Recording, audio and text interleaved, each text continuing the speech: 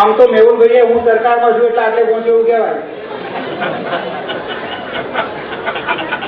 બાકી જો સરકારમાં તો અહીંયા પહોંચવાનું મુશ્કેલ છે. મિત્રો, SMA સાબરમતી મેડિકલ એસોસિએશન જેમ ભદ્રેશભાઈએ કીધું એમ IMA પછી સ્ટ્રોંગેસ્ટ જે એસોસિએશન છે એ સાબરમતી એસોસિએશન છે અને સમર્થ એસોસિએશન છે. આજે આપણે બધા પ્રોગ્રામ જોયા એ પ્રમાણે અને IMA પછીના સૌથી વધારે જે તમે પ્રોગ્રામ આપ્યા ગયા વર્ષે એ લગભગ 27 જેટલા including the CME, family program, sport અને બધી જ જાતના પ્રોગ્રામ કે જે બીજા આપણા જે હશે મેમ્બર એસોસિએશન કદાચ આટલા વર્ષમાં કોઈ પ્રોગ્રામ નહીં આપ્યા હોય. અને આ નવી ટીમ માટે ભદ્રેશભાઈએ એક ટાર્ગેટ મૂકી દીધું કે હવે આવતા વર્ષે એમને પણ ઘણું બધું દોડવાનું થશે. જીતુભાઈએ જેમ કહ્યું કે ભાઈ ગાંધીજી એટલે તમારે ત્યાં તો એક આઈડિયલ છે.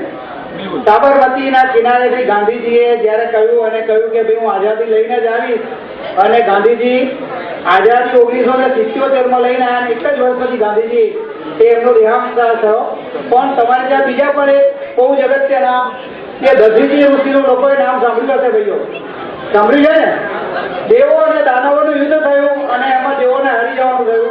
ત્યારે દેવોને કોઈએ કહ્યું કે ભાઈ આ દધીજી ઋષિ છે એ પણ સાબરમતીના કિનારે તે તપ કરતા હતા અને એમને કહ્યું કે ભાઈ એમના જે બોન્સ છે એમાંથી તમે જો શસ્ત્રો બનાવો તો તમે દેવોને હરાવી શકો. અને આ દધીજી ઋષિએ જીવતા એમનો દેહ છોડી દીધો અને એમાંથી જે બ્રહ્માસ્ત્ર બન્યું એમાંથી દાનવોની હાર થઈ. આપણે પણ ડોક્ટરો છે મિત્રો અને આપણે પણ ભગવાન પછી ડાક્ટરોનો લોકો કહેતા હોય ભગવાન પછી બીજું જો કોઈ રૂપ આ પૃથ્વી પર હોય તો એ ડોક્ટરો છે અને લોકો આપણી જોડે આવે છે. તો દધીજીની જેમ આપણે પણ મિત્રો જે આપણા દર્દીઓ હોય એને આપણે સારી રીતે ટ્રીટ કરીએ, ઇઝીલી અને એફોર્ડેબલ એમને ટ્રીટમેન્ટ આપીએ તો અત્યારે જે પ્રોબ્લેમ છે એ લોકો આપણે પણ સોસાયટીમાં લોકોને મદદ કરી શકીએ. બીજું, તમારી નવી ટીમને ખૂબ ખૂબ અભિનંદન. તમારા ટાર્ગેટ ઘણા ભદ્રેશભાઈએ ઊંચા મૂક્યા છે અને ટાઈમ ઘણો થયો છે મિત્રો, આપણો બહુ સમય નહીં થયો. પણ આની પહેલાના તમારા જે બધા CME હતા, સ્ટ્રેસ મેનેજમેન્ટ ને હાઇપરટેન્શન ને ગયા વર્ષે WHO નો ધીમ હતો હાઇપરટેન્શન ઉપર. આપના જેમ જીતુભાઈએ કહ્યું કે ડોક્ટર માર્કેનું નામ બધાએ સાંભળ્યું છે ને ભાઈ, કાર્ડિયોલોજીસ્ટ હતા અને પોતે બહુ મોટો પ્રોજેક્ટ લઈને બેઠા હતા અને 49 વર્ષની ઉંમરે ડોક્ટર માણકે એક્સપાયર થઈ ગયા. એવા જ આપણા એક મિત્ર અમદાવાદમાં એ પણ કાર્ડિયોલોજીસ્ટ હતા, એ પણ એક નાની ઉંમરે, બહુ મોટી ઉંમર ના કહેવાય, એ પણ હોસ્પિટલમાં હોવા છતાં પણ એમનું અવસાન થયેલું.